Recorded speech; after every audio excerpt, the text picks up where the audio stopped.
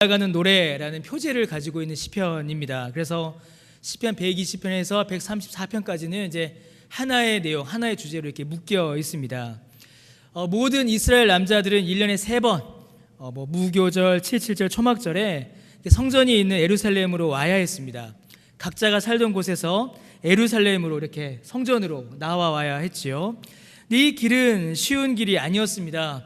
지금처럼 교통수단이 좋은 것도 아니고 길이 좋은 것도 아니고 험한 길을 와야 하는 이제 그런 일들이었습니다. 이 길을 걸어오면서 또 성전을 향하여 오면서 그들은 인생의 길을 돌아보았으며 또 영원한 하나님의 나라를 소망하였습니다. 그 기대와 그 소망 그리고 인생에 대한 묵상이 이제 시편 120편에서 134편에 이렇게 쭉 나타납니다. 그래서 기회가 있을 때 한번 그 말씀 쭉 살펴보면 또 우리의 큰 은혜가 될 거라 생각을 합니다. 그래서 이 시편 120편에서 134편을 이러한 주제, 성전에 올라가는 노래다라는 그 주제를 가지고 이렇게 살펴보게 되면 이렇게 점점 성전으로 가까워지는 것을 볼 수 있고요. 또 점점 하나님께로 더욱 가까워지는 것을 그 말씀을 통해 우리가 볼 수 있습니다. 우리가 읽은 이 시편 134편은 바로 그 성전으로 올라간 노래 중 가장 마지막 시편입니다. 이제 마무리가 되는 거죠. 먼 여행, 성전을 향하여 왔던 그 먼 여행을 이제 마치고 이제 이 눈에 성전이 들어온 겁니다. 자기가 살던 고향에서 예루살렘으로 성전을 향하여 오다가 이제 이 여행의 마지막 이제 종착점, 도착점에 이제 도달한 것이에요. 자, 그런데 이 시편을 보니까요, 이 시인이 성전에 도착했을 때는 밤이었습니다. 캄캄한 밤이었어요. 이 캄캄한 밤에, 어두운 밤에 이 시인이 예루살렘에 도착한 겁니다. 그리고 눈을 들어보니 저기 언덕 위에 불빛이 하나 보이는 겁니다. 뭐냐면 하나님의 성전에서 나는 불빛이었죠. 밤새도록 몇 날 며칠을 걸어서 여행을 해서 예루살렘에 도착했습니다.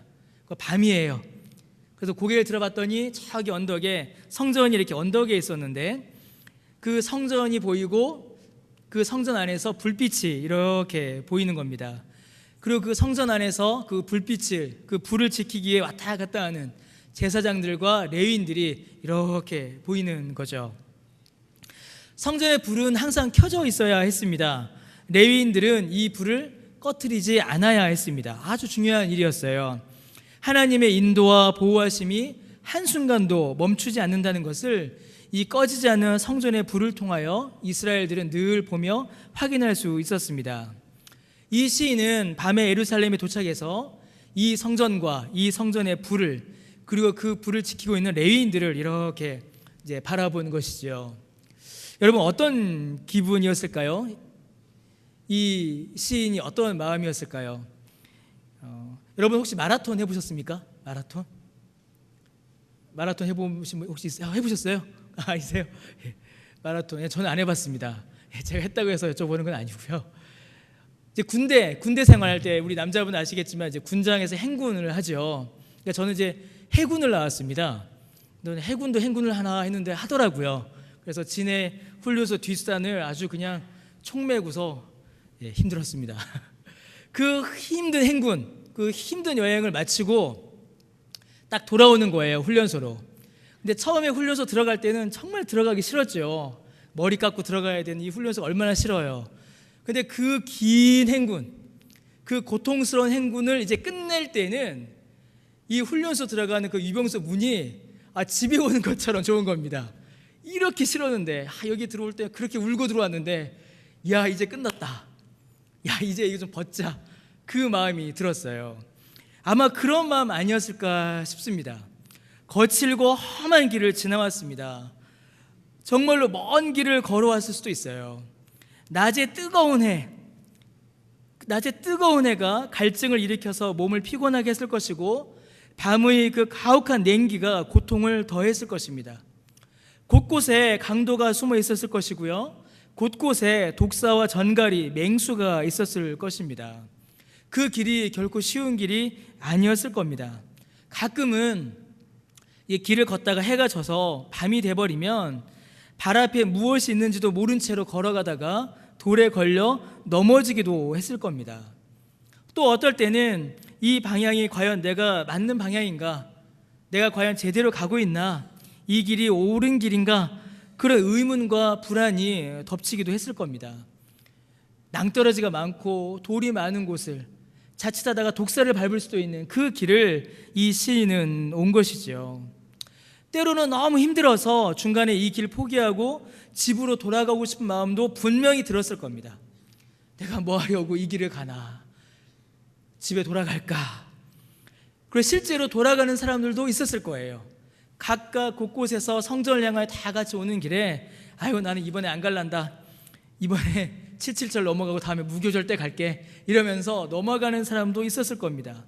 심지어는 아예 처음부터 이 여행을 시작하지 않는 사람들도 있었을 겁니다.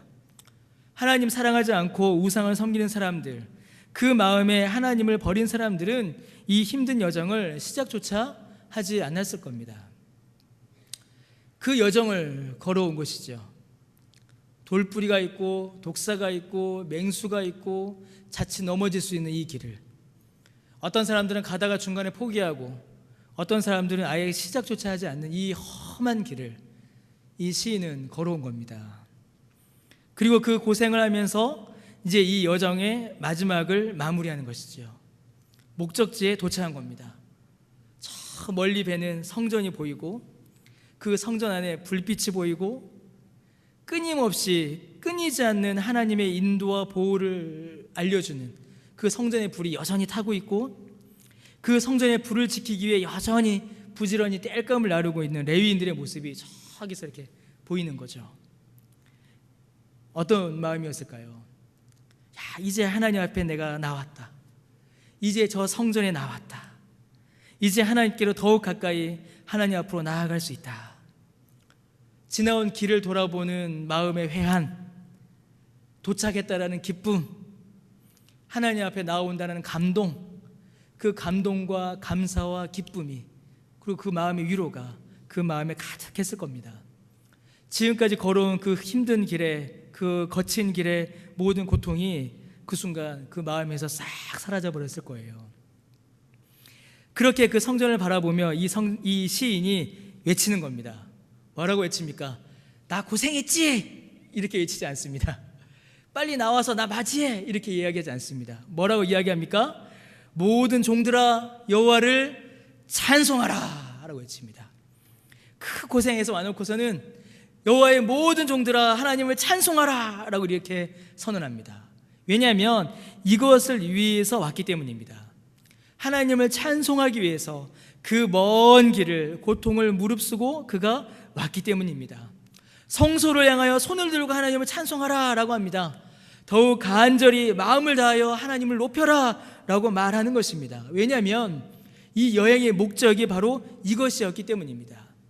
이 시인은 하나님을 찬송하기 위하여 하나님을 예배하기 위하여 그 먼 길을 하나님께 영광 올려드리기 위하여 그 거친 길을 하나님을 뵙기 위하여 어떤 사람들은 시작조차 하지 않는 어떤 사람들은 중간에 그쳐버리는 그 길을 이 시인은 끝까지 걸어온 것입니다.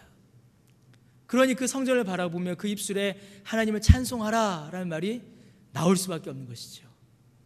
하나님께 영광을 올려드리자 라는 말이 나오게 되는 것입니다. 또 하나의 중요한 이유가 있습니다. 그것이 무엇이냐면 바로 이 고단한 여행의 길을 하나님께서 지켜 보호해 주셨기 때문입니다. 시편 120편, 121편에 보시면요, 특히 시편 121편 보시면 아주 유명한 시편이죠. 시편 121편에 내가 산을 향하여 눈을 들리라 나의 도움이 어디서 올까 나의 도움은 천지를 지으신 여호와에게서로다 라고 하죠. 근데 이 시편 121편은 가만히 서서 산을 보며 노래를 부른 게 아닙니다. 시편 121편은 이 여행을 시작하면서 부른 시편인 거예요. 그러니까 여러분 어떻겠습니까? 여호와께서 실족하지 않게 하신다. 걸어다니면서 낭떠러지에 떨어지거나 돌에 걸려져 넘어지지 않도록 붙드신다. 낮에 해가 지키고 낮에 해 그 뜨거운 태양으로부터 하나님께서 지키시고 밤의 추위로부터 해치지 않도록 하나님께서 보호해 주신다. 이 시인은 이 인생의 길 그리고 이 성전으로 나오는 길을 걸으면서 하나님을 계속 묵상했을 것입니다. 하나님의 보호하심과 하나님의 인도하심을 이 시인은 계속 찬송했을 겁니다. 그러니까 목적지에 다다르자 이제 뭐가 드러나는 겁니까? 지금까지 하나님께서 나를 지켜주셨다. 하나님께서 나를 인도해 주셨다. 하나님께서 나를 붙잡아 주셨다. 낮의 해와 밤의 달이 나를 상치 못하도록 하나님께서 나를 지금까지 인도해 주셨다. 그러니 그 입술이, 그 마음이 하나님을 찬송할 수밖에 없는 것입니다. 그 찬송이 터져 나오는 것이지요. 하나님께서 하나님을 찬송하는 하나님의 자녀들의 그 길을 보호하시고 인도해 주시는 것입니다. 사랑하는 성도 여러분, 오늘 이제 믿음의 그 여러 여정 중에 하나의 여정을 이제 마무리하시는 분들이 계십니다. 하나님께서 맡기신 그 직분이라는 귀한 그 신앙의 여정을 하나님 앞에 그리고 교회 앞에 이제 마무리하십니다. 여러분의 이 여행의 마지막에 무엇을 기념하시고 또 여러분들의 오늘 이 은퇴라는 이 단어 앞에 무엇을 말씀하시며 무엇을 또한 우리 성도들에게 외치시겠습니까? 오늘 은퇴하시는 분들의 그 신앙의 여정, 또 직분과 헌신의 여정을 통하여 오늘 우리 모두가 들어야 할 말이 있습니다. 뭘까요? 손을 들고 하나님을 찬송하라 라는 그 시편의 권면과 명령을 오늘 우리는 받게 됩니다. 평생 동안 이 믿음의 여정을, 또 직분의 섬김을, 하나님의 교회를 향한 그 사랑의 여정을 쭉 걸어오셨습니다. 그리고 그 여정을 통하여서 인도하시고 지키시는 하나님이 드러나셨고, 또 그 섬김의 손길들을 통하여서 하나님께서 이 교회를 얼마나 사랑하시는가가 드러났으며, 또 그 귀한 손길을 통하여서 하나님의 자녀들이 주의 교회로 돌아오는 놀라운 복음의 역사들이 있어 왔습니다. 오늘 은퇴하시는 분들의 사역과 섬김을 통하여 영광 받으신 하나님을, 지금까지 인도하시고 보호하신 하나님을 이제는 후배된 우리가 더욱 찬송하고 높여 드려야 합니다. 그리고 그것을 오늘 은퇴하시는 분들을 통하여서 우리가 또한 배우게 됩니다. 성도 여러분, 이 시편은 성경에서 가장 짧은 장 중 하나입니다. 가장 짧은 게 시편 117편입니다. 시편 117편은 이제 2절밖에 없어요. 이제 그 다음에 짧은 게 이제 133, 134편입니다. 여기 이제 3절씩 이렇게 돼 있죠. 그래서 시편 134편은 아주 짧습니다. 한숨에 읽어버릴 수 있어요. 자, 그런데요, 여러분, 이 시편 134편은 짧지만, 아주 짧지만, 그 양과 분량은 아주 짧지만, 그 내용은, 그 실제로 이 시편이 우리에게 교훈하는 바는 어떤 시편보다도 훨씬 더 긴 시편입니다. 시편 중에 제일 긴 게 시편 119편이죠. 분량은 119편이 제일 많을 수 있어요. 그러나 그 내용과 교훈과 의미는 시편 134편이 훨씬 더 깁니다. 그 끝을 셀 수가 없어요. 왜 그럴까요? 왜냐하면 성전에서 하나님께 예배 드린 자들이 오늘 아침에 드린 말씀과 같은 말씀입니다. 그 성전에 계속 머무는 것이 아니라 어떻게 할까요? 고향으로 다시 돌아가기 때문입니다. 성전까지 왔는데 다시 고향으로 돌아갑니다. 온 길을 다시 돌아가야 하는 것이에요. 그리고 거기에서 그치는 것이 아니라 고향으로 돌아갔다가 때가 되면 다음 절기 때에는 어떻게 될까요? 다시 성전으로 돌아와야 합니다. 여행 오면서 겪었던 길을 돌아가면서 다시 겪어야 하고, 가서 끝나는 것이 아니라 다음 절기 때는 또 다시 이 여행을 시작해야 돼요. 계속 그 여행이 반복되는 것이죠. 그래서 이 시편 134편은 두 가지를 동시에 이야기합니다. 여행이 끝났다라는 여행의 종료를 선언하는 동시에, 이게 너무 중요한 말인데, 새로운 여행의 시작을 선언합니다. 이제 새로이 또 다른 여행을 시작하자. 이제 다시 삶의 현장으로 돌아가 살다가 또 다시 주께서 정하신 때에 주 앞에 나아오자. 새로운 믿음의 여정을 시작하는 것입니다. 오늘 은퇴하시는 분들에게도 같은 의미의 말씀이다라고 저는 생각합니다. 지금 모든 거 끝내시고 졸업하시는 거 아닙니다. 혹시 그렇게 생각하셨나요? 혹시 그렇게 생각하셨습니까? 은퇴하시기에 너무 이르시잖아요. 그렇죠, 권사님? 왜 아닌 척 하세요? 예, 새롭게 또다시 시작하는 겁니다. 예전에 저 어릴 때 중고등부 이렇게 하면요, 우리 선배들, 제 친구들 교회 중고등부 졸업하면 교회도 졸업하는 친구들이 있었습니다. 그래서 너 왜 그러냐, 뭐, 야 이제 나는 끝났어, 이제 중고등부 졸업과 동시에 교회도 졸업, 막 그런 친구들이 있었어요. 그렇지 않습니다. 그렇지 않습니다. 오늘의 은퇴는 새로운 신앙 여행의 시작이다라고 저는 믿습니다. 물론 이전과는 다소 다른 신앙의 내용들일 것입니다. 분명히 이전과는 다른 형태겠지요. 그러나 한 번 은혜를 겪은 사람들보다는 두 번, 세 번 은혜를 겪은 사람이 더 크게, 더 많이, 더 깊게 그 은혜를 압니다. 그 은혜의 여정, 그 은혜의 맛을 오늘 은퇴하시는 분들은 더 많이 아시는 거죠. 물론 이전과는 다른 신앙의 내용들이겠지만 그 은혜의 깨달음과 감격은 분명히 더 크고 더 깊으실 것이다 라고 생각합니다. 그래서 새로운 신앙의 경험들, 새로운 신앙의 여정들을 또 시작하시기를 바랍니다. 이를 통해서 더 깊은 은혜의 충만을 경험하실 것을 저는 믿습니다. 그래서 이제 뒤를 따라가는 모든 신앙의 후배들을 위해서 정말 우리 오늘 은퇴하시는 장로님 권사님들께서 멋진 발자국을 앞에서 남겨주시기를 부탁드립니다. 지금까지 우리 이미 은퇴하신 선배 신앙인들의 그 발자국을 따라오셨잖아요. 지금까지 은퇴하신 장로님들, 은퇴하신 권사님들의 그 신앙 발자국을 지금까지 우리가 따라왔잖아요. 이제는 오늘 은퇴하시는 분들께서 이제 그 발자국을 남겨주셔야 합니다. 그런 이야기 하죠. 눈밭에 함부로 걷지 말라고요. 왜냐하면 눈밭에 발자국을 남기면 뒷사람이 그걸 따라오거든요. 이제 그 발자국을 남겨주셔야 합니다. 할 일이 더 많아지신 거예요. 이제 지금까지 나만 돌보면 되셨는데 이제는 후배들까지 이제 따라오는 걸 생각하셔야 합니다. 안내자가 되어주시길 부탁드립니다. 안내자가 되어주십시오. 이제 끝, 안녕, 이게 아니라 안내자가 되어주시길 부탁드립니다. 길을 잃고 헤매는 후배들에게, 어디로 가야 할지 고민하는 자들에게, 이 길이 맞나 의심하는 자들에게, 아유 이제 그만 갔으면 좋겠다 하는 자들에게, 하나님께 예배하기 위하여 성전으로 나아가는 믿음의 여정을 걷는 후배들에게 먼저 걸어가신 그 지혜를 나누어 주시는 안내자가 되시기를 부탁드립니다. 격려자가 되어주시길 또한 부탁드립니다.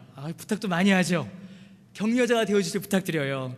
먼저 받으신, 그래서 낙심과 절망에서 하나님께서 건져주셨던 그 회복의 은혜를 후배들에게 간증해 주시며 함께 기도해 주시기를 부탁드립니다.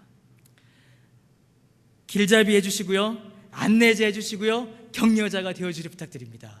자, 그런데요, 이 세 가지의 일은 성경에 보니까 누가 하는 일인 줄 아십니까? 성령께서 하시는 일입니다. 그래서 오늘 은퇴하시는 분들께서 더욱더 성령 충만하셔서 교회를 향하신 이 성령의 사역을 계속 이어가 주시기를 부탁드리고 또 우리가 함께 기도해야겠습니다. 그래서 더 멋지게, 더 역동적으로 주의 교회에서 더 많은 신앙의 선한 영향력을 끼쳐주시기를 부탁드립니다. 야, 저 은퇴하신 장로님, 은퇴하신 권사님들 보니까 저는 실제로 그렇습니다. 강변교회에 와서 실제로 우리 은퇴 장로님들 뵙고 또 은퇴하신 권사님들 뵈면서 저렇게 성령 충만하실 수 있구나라는 걸 제가 봅니다. 야, 은퇴하셨는데 불구하고 저렇게 파워풀하시구나, 저렇게 역동적이시구나. 원로 목사님 뵐 때도 정말 너무 그 앞에 제가 죄송하고 부끄러울 때가 많습니다. 그 연세에도 저렇게 복음의 열정이 있으시고 복음을 전하시고 복음을 전하기 위해 그 먼 길을 가시는 그 걸음 볼 때마다 이 편하게 사역하는 저는 되게 부끄럽습니다. 창피하고. 그러니까 그 은퇴라는 게 얼마나 아름다운 이름인지 모르겠습니다. 저는 그분들의 발걸음을, 그분들의 길을 우리가 배우기 때문이죠. 오늘 은퇴하시는 분들도 동일하게 그 성령 충만함으로 성령의 역사를 이 교회 안에서 보여주시길 부탁드립니다.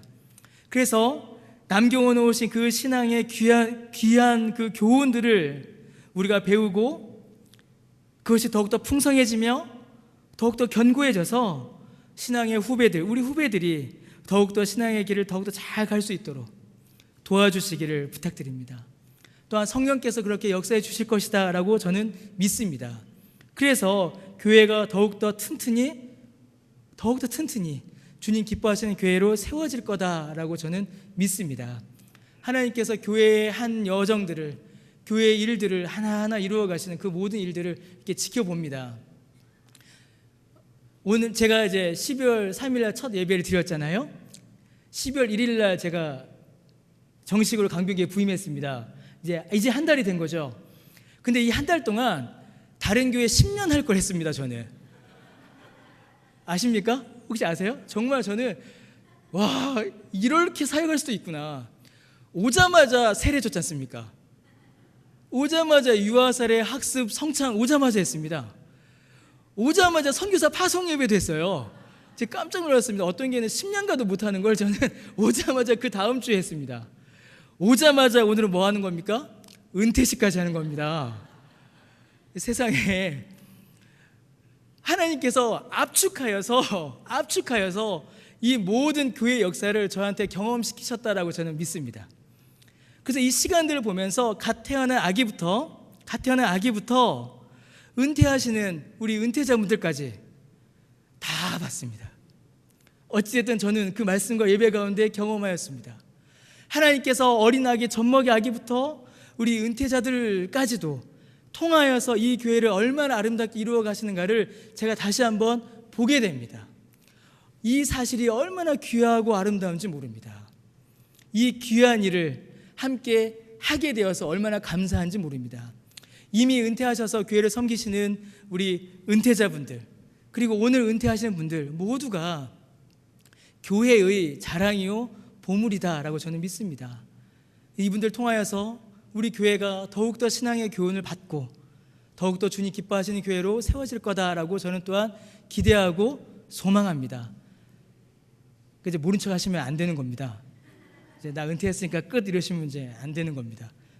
계속 기도해 주시고 계속 함께해 주실 거라고 저는 믿습니다. 그리고 우리 모든 성도들도 이분들의 신앙의 교훈을 또 꼭 계속 기억하시고 또 위에서 같이 기도해 주시기를 다시 한번 부탁드립니다. 기도하겠습니다.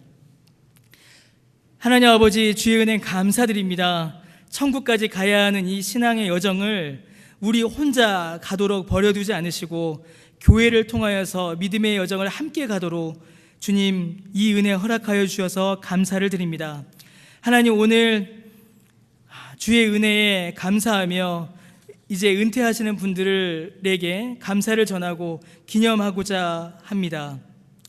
하나님, 정영희 장로님, 신혜식 권사님, 이계영 권사님, 김석준 권사님, 안정실 권사님, 이복성 권사님, 이인순 권사님, 정순원 권사님, 주께서 믿음을 허락하여 주셔서 지금까지 믿음 가운데 거하게 하시고 지금까지 주의 교회를 섬기어 오게 하심을 감사드립니다. 오늘 은퇴하시는 분들을 통하여서 이분들에게 부어주신 주님의 은혜를 우리가 다시 한번 확인하게 하여 주시고 함께 감사하게 하여 주시며 이분들을 통하여서 보여주셨던 그 신앙의 교훈들을 우리가 다시 한번 확인하여 우리도 이분들처럼 주님 나라 향하여서 믿음의 길을 가기로 결심하는 그런 은혜의 시간이 되도록 주여 붙잡아 주옵소서. 감사드리며 예수님의 이름으로 기도드립니다. 아멘.